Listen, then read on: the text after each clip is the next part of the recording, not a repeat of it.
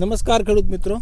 તો અત્યારે આપણે બીજું ફિલ્ડ છે રમેશભાઈનું, અને આપણે સણોસરા ગામ રમેશભાઈ અને બિપિનભાઈ આપણે આગળ જે અત્યારે ઘઉંનું ફિલ્ડ હમણાં જોયું છે, અને એ પછીનો આ બીજો વિડીયો છે એમનું ફિલ્ડમાં આપણે ચણામાં, અને આજે 26 તારીખ છે, 26 જાન્યુઆરી. તો રમેશભાઈના આપણે ઘઉંના અનુભવ પછી ચણાના અનુભવમાં આપણે જાણવા આવવાનું છે કે આપણે ચણામાં જે માવજતો કરી છે તો એ પછી એમના કેવા રિસ્પોન્સ મળ્યા. તો રમેશભાઈ એક આપણા ચણાની માહિતી અમને આપજો. ભાઈ, ચણામાં તમારે પહેલાં શરૂઆતની અવસ્થામાં શું પરિસ્થિતિ હતી, પછી તમે શું માવજત કરી અને કેવું પછી પરિણામ મળ્યું?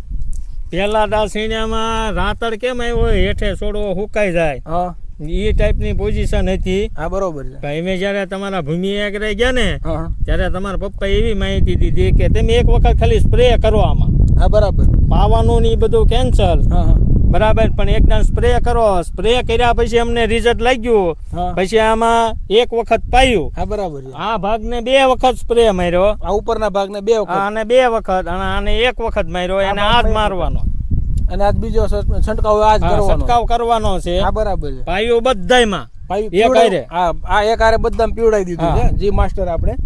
અને છંટકાવ આ ભાગમાં 2 વખત થઈ ગયો છે. એમાં છોડની અત્યારે હાઈટ, એનું જે નવું ફ્લાવરિંગ એ પણ નજીકથી ભાઈ આપણે બતાવજો વિડીયોમાં. એમાં જે નવી ફૂટ છે, એની જે ગ્રીનરી છે એ પણ આપણે જોઈ શકો છો.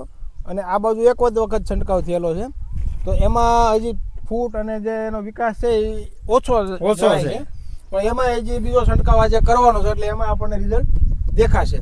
તો રમેશભાઈ, આપણે આ ચણામાં જ્યારે નાની અવસ્થા હતી ત્યાર પછી તમે આ જે માવજત કરી, પીવડાવ્યું અને છંટકાવ્યું 2 વાર, તો એ પછી જે 15 થી 20 દિવસનો સમયગાળો, 20 દિવસ થયા, 15 થી 20 દિવસ થયા પાક્કા. તો 20 દિવસમાં જે ચણામાં આપણને પરિણામ જોવા મળ્યું, જેનો વધ વિકાસ, એનો રંગ, એનો જે નવું ફ્લાવરિંગ છે, નીચે ફળ બંધારણ પણ કંઈક શરૂ થઈ ગયું છે, તો એમાં એટલા દિવસમાં આવું અંતર તમને અગાઉ તમે ઘણી માવજતો કે અગાઉ ઘણા વર્ષોથી પાક કરતા છો બધા, તો તમે એવા અનુભવ જોયા કે અગાઉ આપણને આવા કોઈ પ્રોડક્ટ વાપરીને આવા અનુભવ પહેલા મળેલા ખરા? નહીં, એવા અનુભવ નથી મળ્યા. જે અત્યારે રિઝલ્ટ મળ્યું છે ને એવું આગળ રિઝલ્ટ નથી મળ્યું.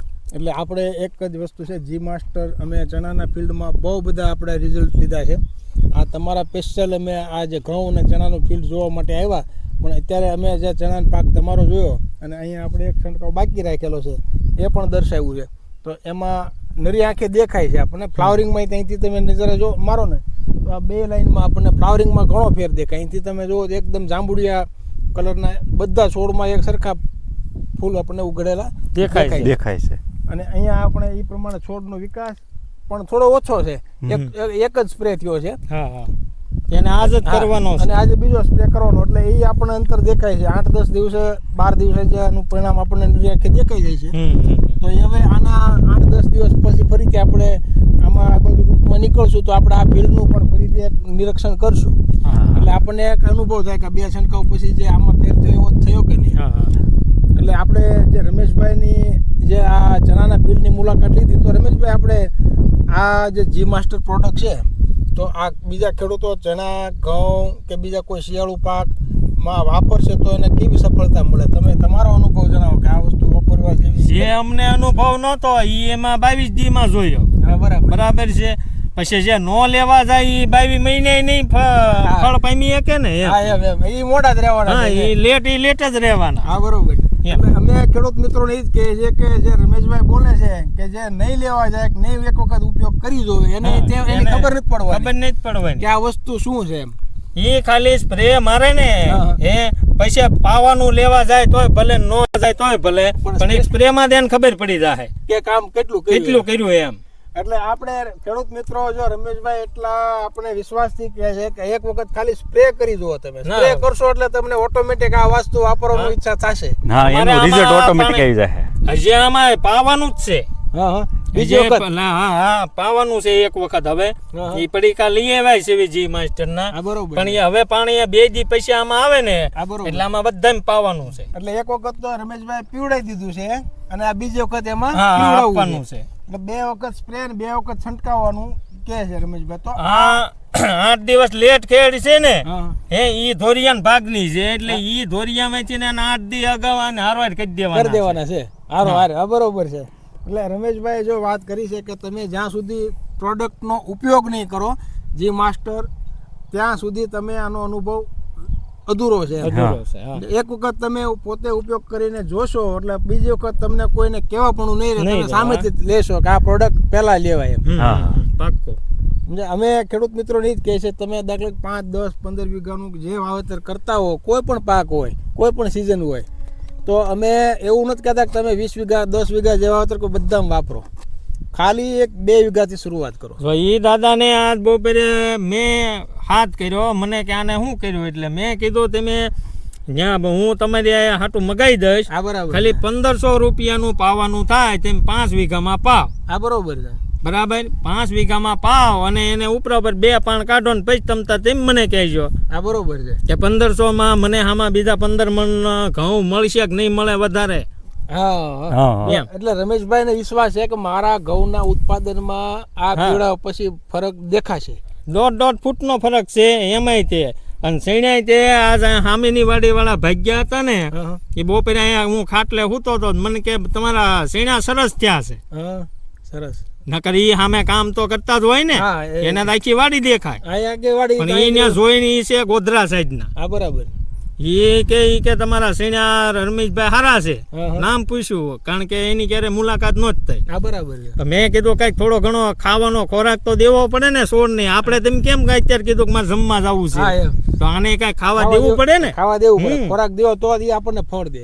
નકર ક્યાં જ દે. એટલે મૂળ વસ્તુ છે પોષણની, ખોરાકની. તો જે કુદરતી ખોરાક આપણે આપતા બંધ થઈ ગયા છે એ છાણિયું ખાતર. છાણિયું ખાતર આપણે બંધ કરી દીધું, અથવા તો નથી મળતું, મોંઘું પડે છે, તો એનો ઓપ્શન આપણી પાસે અત્યારે કોઈ છે નહીં. તો એના ઓપ્શન માટે જ આ બનાવેલું છે કે આ વસ્તુ છાણિયા ખાતરની અવેજીમાં જે કુદરતી પાકને પોષણ મળે એ જ વસ્તુ છે. ધીમી ગતિએ પાકને ધીમે ધીમે જે જરૂરિયાત છે એ બધા તત્વો ધીમે ધીમે મળ્યા કરે કુદરતી રીતે. તો આ જી માસ્ટર પાકને ધીમે ધીમે લાંબો સમય સુધી જે અસરકારકતા દેખાડે છે એનું કામ એ છે. અને તમે જે છાણિયા ખાતરો વપરાશ બંધ કર્યા છે તો એની અવેજીમાં આપણી પાસે ઓપ્શન માટે સારામાં સારો ઓપ્શન આ મળ્યો છે આપણને, અને ઝડપી અને લાંબુ રિઝલ્ટ આપનાર ઓપ્શન છે.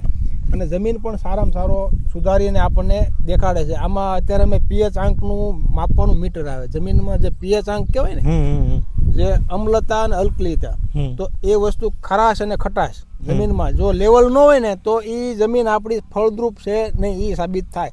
તો એના જે પીએચ આંકનું મીટર આવે છે એ લાવતા ભૂલા છે.